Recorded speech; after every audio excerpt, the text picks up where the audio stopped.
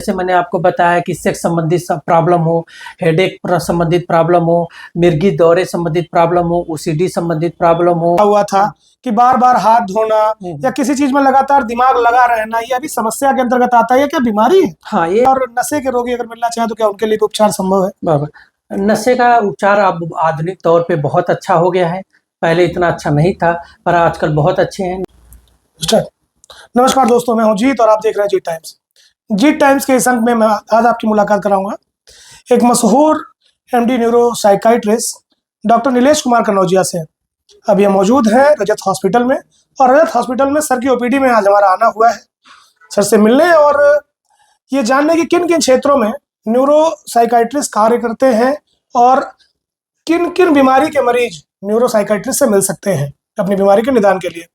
नमस्कार सर, बहुत बहुत स्वागत हमारे चैनल पर आपका। डॉक्टर नीलेश जी, सर सबसे पहले अपना परिचय दें, अपनी स्पेशलिटी बताएं और रजत हॉस्पिटल में आपकी ओपीडी है इसके बारे में भी जरूर बताएं। मेरा नाम डॉक्टर नीलेश कुमार कनौजिया है। मैं एमडी न्यूरो साइकेट्रिस्ट हूँ। अभी मैं कार्यरत हूँ लखनऊ में 2 जगह मैं कार्यरत हूँ। मॉर्निंग टाइम में integral institute of medical science में हूँ और इवनिंग टाइम में निर्वाण रिहैब सेंटर में हूँ। और मैं अभी प्रेजेंट टाइम में रजत हॉस्पिटल में हूँ। रजत हॉस्पिटल में मैं विजिटिंग के तौर पे हूँ और रजत हॉस्पिटल में अगर मुझसे मिलना होगा तो प्रत्येक रविवार के पहले और तीसरे रविवार को मैं 11 से लेकर 4 बजे तक बैठता हूँ। तो अगर कोई भी मानसिक समस्या है तो आप इस टाइम पे मिल सकते हैं। किस किस रोग के मरीज आपसे मिल सकते हैं सर? बराबर। हम जो है न्यूरो साइकेट्रिस्ट है, तो मानसिक हमारे यहाँ पेशेंट जो है सिजोफ्रेनिया के पेशेंट आ सकते हैं, बाइपोलर डिसऑर्डर के पेशेंट आ सकते हैं, स्लीप के पेशेंट आ सकते हैं जिसमें निद्रा की प्रॉब्लम होती है, हेडेक के प्रॉब्लम होते हैं, माइग्रेन हुआ, अर्धकपारी जिसे बोलते हैं, और किसी भी टाइप्स के हेडेक से पेशेंट आ सकते हैं। और हमारे यहाँ OCD patient, obsessive compulsive disorder के पेशेंट आ सकते हैं, जिनमें कोई भी डाउट हो तो एक ही चीज़ बार बार करते हैं, उनको वो पेशेंट आ सकते हैं। मिर्गी के दौरे के पेशेंट आ सकते हैं, सेक्स रिलेटेड प्रॉब्लम वाले पेशेंट आ सकते हैं, और नशे वाले पेशेंट आ सकते हैं। इस तरह से बहुत टाइप्स के जो पेशेंट हमारे यहाँ आ सकते हैं। डिप्रेशन एक शब्द है सर, अगर देखा जाए तो भारत में डिप्रेशन लगातार अपने पांव पसार रहा है। डिप्रेशन के मरीज चाहे गांव की बात कर लीजिए, शहर की बात कर लीजिए, महानगरों की बात कर लीजिए, हर जगह पाए जा रहे हैं।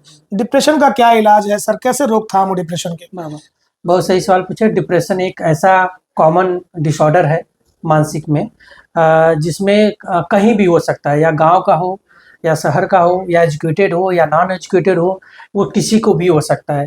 तो इसके रोकथाम के लिए सबसे पहले हमें जो करना चाहिए, हमें स्टे पॉजिटिव रहना है, हमें नकारात्मक नहीं सोचना है, पॉजिटिव सोचना है, और जितने भी डे रूटीन लाइफ है उसको करते रहना है, जैसे योगा, मेडिटेशन, सही टाइम पे उठना, वॉकिंग करना, ये सब हमारा रखना है। और वर्क प्रेशर और लाइफ बैलेंस दोनों साथ में लेके चलना है। Personal life and work balance दोनों साथ में लेके चलना है। सर स्ट्रेस होता है लोगों को जिसकी वजह से डिप्रेशन में आते हैं वो। देखा जाए तो किसी अच्छे ओहदे पर बैठा व्यक्ति भी डिप्रेस्ड है, कोई कुछ नहीं कर रहा है तब भी डिप्रेस्ड है। तो इसकी दवाएं भी होती हैं सर, या केवल उपचार योग व्यायाम ही है? बराबर। डिप्रेशन हमारे 3 प्रकार के होते हैं, जिसको हम 3 कैटेगरी में डालते हैं: mild, moderate and severe. Mild वो पेशेंट होते हैं जिनमें डिप्रेशन तो होते हैं पर बहुत कम मात्रा में होते हैं, तो उसमें हम खाली साइकोथेरेपी कर दें तो भी पेशेंट इंप्रूवमेंट हो जाता है, सही हो जाता है। पर कुछ पेशेंट मध्यम में होते हैं, मध्यम से लेकर सीवियर तक होते हैं, तो उनमें हमें दवाइयों के साथ साथ साइकोथेरेपी की ज़रूरत पड़ती है। तो उसके लिए हमें साइकोथेरेपी बहुत टाइप के होते हैं, जैसे कॉग्निटिव बिहेवियर थेरेपी होती है, और दवाइयाँ बहुत टाइप के जिसमें हम एंटी डिप्रेसेंट देते हैं, तो उसमें हमें दवाइयों की ज़रूरत पड़ती है, और दवाइयाँ कार्यरत रहती हैं, पेशेंट सही हो जाता है। नहीं तो अगर पेशेंट को सही टाइम पे दवाई न दिया जाए तो पेशेंट के सीवियर होने के चांसेस रहते हैं, सुसाइड करने के चांसेस बहुत ज़्यादा बढ़ जाते हैं, और पेशेंट की जितनी भी फंक्शनिंग होती है, काम करने की, पढ़ने की, वर्क करने की, वो क्षमता बहुत कम हो जाती है, 9 के बराबर रह जाती है। सर नशा एक विषय ऐसा है, न जाने कितने परिवारों को लील गया है नशा। बराबर। और शराब के माध्यम से तमाम ऐसी चीजें हैं आज के समय में, सूखे नशे हो गए और तमाम ऐसी चीजें हैं जो परिवार को लगातार नष्ट कर रही हैं। बृहद समस्या भारत में बनकर उपजी है ये। ऐसे में नशे का क्या उपचार है, और नशे के रोगी अगर मिलना चाहें तो क्या उनके लिए भी उपचार संभव है? बराबर। नशे का उपचार अब आधुनिक तौर पे बहुत अच्छा हो गया है। पहले इतना अच्छा नहीं था, पर आजकल बहुत अच्छे हैं। नशे के उपचार के लिए बहुत जगह रिहैब सेंटर बने हैं, हॉस्पिटल बने हैं, डी एडिक्शन सेंटर बने हैं, जिसको हम बोलते हैं रिहैब सेंटर। उसके वहाँ पे आके हम इलाज करा सकते हैं। और किसी भी टाइप का एडिक्शन हो, एडिक्शन ये ज़रूरी नहीं कि खाली अल्कोहल का नशा हो। अल्कोहल का भी हो सकता है, गांजे भांग का भी हो सकता है, पॉर्न वीडियोज़ का भी हो सकता है, गेम का एडिक्शन हो सकता है, इंटरनेट का एडिक्शन हो सकता है, मोबाइल का एडिक्शन हो सकता है, हम किसी भी टाइप का एडिक्शन हो सकता है। हर एडिक्शन का इलाज संभव है और अच्छे तौर पे है, बट उसके लिए आपको तत्पर रहना पड़ेगा। पेशेंट को खुद उस चीज़ की इंसाइट होनी चाहिए कि मुझे डी एडिक्शन, मुझे नशा मुक्ति करनी है, मुझे नशा छोड़ना है। सर नशे की बात ये हो गई, एक विषय ऐसा है जिस पर बात नहीं होती भारत में, वो है सेक्स। सेक्स पर सर बात करने में सभी गुरेज करते हैं। काफी ऐसे मरीज हैं जो सेक्स रोगी हैं, फिर भी वो इस समस्या को डॉक्टर से भी नहीं बताना चाहते, परिवार में भी नहीं बताना चाहते हैं। तो क्या सेक्स रोगियों के लिए भी यहाँ पर उपचार संभव है? एकदम संभव। और किन किन क्षेत्रों में संभव है, इस पर भी प्रकाश डालें। एकदम संभव है।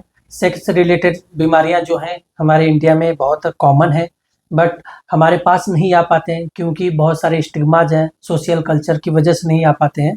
बट अगर बात किया जाए तो ज़्यादातर अगर सेक्स रिलेटेड बीमारियां हैं तो उसमें 3-4 बीमारियां बहुत ज़्यादा कॉमन है। एक कॉमन है शीघ्र पतन, बहुत जल्दी पतन, पानी निकल जाता है पेशेंट का। ऊपर से नाइट फॉल्स होते हैं, धात सिंड्रोम होते हैं, लिंग का तनाव कम हो जाता है। साइज के लिए बहुत लेके पेशेंट हमारे पास आते हैं, बहुत प्रॉब्लम होती है साइज को लेके, तो इन सब का इलाज संभव है। एक समस्या सर है, अभी मैंने आपके कार्ड पे लिखा हुआ था कि बार बार हाथ धोना या किसी चीज में लगातार दिमाग लगा रहना, ये अभी समस्या के अंतर्गत आता है, क्या बीमारी है? हाँ, ये बीमारी है। इसको हम बोलते हैं ऑब्सेसिव कंपल्सिव डिसऑर्डर, ओसीडी बीमारी बोलते हैं। इसमें क्या होता है कि पेशेंट को डाउट रहता है, किसी भी चीज के डाउट रहता है, और वो डाउट क्लियर करने के लिए वो बार बार उस चीज को बिहेवियर करता है, वो चीज का। जैसे अगर आपको एग्जांपल के लिए बताऊं कि हाथ बार बार पेशेंट धोता है, तो उसको डाउट रहता है कि उसका हाथ गंदा है, इसलिए वो बार बार हाथ धोता है। कम से कम दिन भर में 100 बार हाथ धो सकता है, 50 बार हाथ, 10 बार हाथ पूरे वो इन्फेक्शन हो जाते हैं, खराब हो जाते हैं, वाइटनेस हाथ में आ जाती है, इतना धोता है पेशेंट, तब भी उसको डाउट नहीं जाता। तो ये बीमारी बहुत सीरियस बीमारी बन जाती है। इसके बीमारी सीरियस न होने के लिए पहले ही इस सिम्टम्स को, लक्षण को पहचानें और अपने निजी डॉक्टर के पास आके इलाज करवाएं। और मैं यहाँ तो हूँ रजत हॉस्पिटल में, और मतलब फर्स्ट एंड थर्ड संडे मिलूँगा, तो आप यहाँ पे भी आ सकते हैं। रजत हॉस्पिटल इसके लिए बहुत फैसिलिटी प्रोवाइड करता है। यहाँ पे जांचें भी हो जाती हैं, थेरेपी भी हो जाती हैं और मेडिसिन भी मिलती है। अच्छा सर, एक कहावत हमारे यहाँ, शक का समाधान नहीं होता, क्या शक का उपचार होता है? होता है, शक का उपचार होता है, बट वही है कि किस टाइम पे आ रहे हैं, ये बहुत मैटर करता है। अच्छा, स्टेजेस हैं इसमें भी? स्टेजेस हैं इसमें भी, टाइम का बहुत इंपॉर्टेंट है, टाइम का इसमें बहुत रोल है। अगर आप अर्ली टाइम पे आ गए, मतलब जल्दी आ गए, शुरुआती दौर पे आ गए, तो 100% इलाज है। अगर आप लेट करते हैं, जैसे जैसे लेट करेंगे वैसे वैसे हकीकत यही आपने जो सही बोला कि ट्रीटमेंट का जो रेजिस्टेंस, मतलब जिसमें ट्रीटमेंट की कमियां आने लगती हैं, तो पूरी तरह से इलाज नहीं हो पाता। पर अगर सही टाइम पे आता है पेशेंट तो 100% इलाज। बच्चों में चिड़चिड़ापन को लेकर माँ काफी परेशान है, परिवार काफी परेशान है, केवल अपनी माँ के पास रहना चाहते हैं या पिता के पास रहना चाहते हैं, या किसी गैर के पास जाना नहीं चाहते, परिवार के अन्य सदस्यों के पास। तो क्या ये कोई समस्या है या फिर ये घर के रखरखाव की वजह से है? नहीं, ये समस्या है और इसको हम बहुत तरह से देख सकते हैं। पेशेंट, छोटे बच्चों को बहुत सारी बीमारियां होती हैं जो बहुत कैटेगरीज में हैं, जैसे हम बोलते हैं ADHD है, ठीक है, और ऑटिज्म स्पेक्ट्रम है, लो IQ वाली बीमारियां होती हैं, स्कूल परफॉर्मेंस डिसऑर्डर होते हैं। ये सब बीमारियां जो होती हैं, तो ये आप जो लक्षण बता रहे हैं उसी बीमारियों के अंदर आते हैं सब लक्षण। उसके लिए इलाज ही कराना पड़ता है और उसके लिए काउंसलिंग है, इलाज है। अगर सही वक्त पे, अभी फिर बोल रहे हैं, अगर सही वक्त पे इलाज नहीं किया गया तो ये गंभीर रूप का मतलब बीमारियां गंभीर रूप ले लेती हैं, तब इलाज करना थोड़ा टफ हो जाता है। अब अंतिम प्रश्न आपसे सर ये है कि रजत हॉस्पिटल में आप कब कब मिलेंगे और किन किन क्षेत्रों के मरीज आपसे मिल सकते हैं यहाँ पर आकर? रजत हॉस्पिटल में मैं फर्स्ट एंड थर्ड संडे को मिलूंगा आपको 11 बजे से लेके 4 बजे तक। एंड जितने भी आपको मानसिक समस्याएं हैं या मानसिक बीमारियां हैं, दोनों चीज हो सकती हैं। मानसिक समस्याएं हर घर घर में होती हैं, 2 तीसरे चौथे को मिल जाएंगी मानसिक समस्याएं। कि आदमी को बीमारी नहीं होती है मानसिक, पर समस्याएं तो रहती हैं, तो उसके लिए भी हमसे कांटेक्ट कर सकते हैं, आ सकते हैं रजत हॉस्पिटल में। या मानसिक बीमारी है, मानसिक बीमारी में जैसे मैंने आपको बताया कि सेक्स संबंधित प्रॉब्लम हो, हेडेक संबंधित प्रॉब्लम हो, मिर्गी दौरे संबंधित प्रॉब्लम हो, ओसीडी संबंधित प्रॉब्लम हो, और नींद संबंधित प्रॉब्लम हो, ठीक है, और नशे संबंधित प्रॉब्लम हो, और जो मानसिक बीमारियां होता, तेजी, मन में तेजी, बहुत डिप्रेशन से हो, एंजाइटी की बीमारी हो, तो उससे हमसे मिल सकते हैं। रजत हॉस्पिटल के सिवा आप कहाँ मिलते हैं? रजत हॉस्पिटल के सिवा हम लखनऊ में मिलते हैं, लखनऊ में डेली मिलते हैं, इंटीग्रल हॉस्पिटल में मंडे टू सैटरडे, और रिहैब सेंटर है निर्वाण रिहैब सेंटर, वहाँ पे हम इवनिंग टाइम में भी मिलते हैं, सेम मंडे टू सैटरडे। बहुत बहुत धन्यवाद सर हमसे जुड़ने के लिए, हमारे व्यूअर्स से जुड़ने के लिए। तो ये थे doctor Nilesh Kumar Kannaujia, MD neuro psychiatrist. जल्द ऐसी जनोपयोगी खबरों के साथ मैं जीतेंद्र आपसे जुड़ूंगा, तब तक नमस्कार।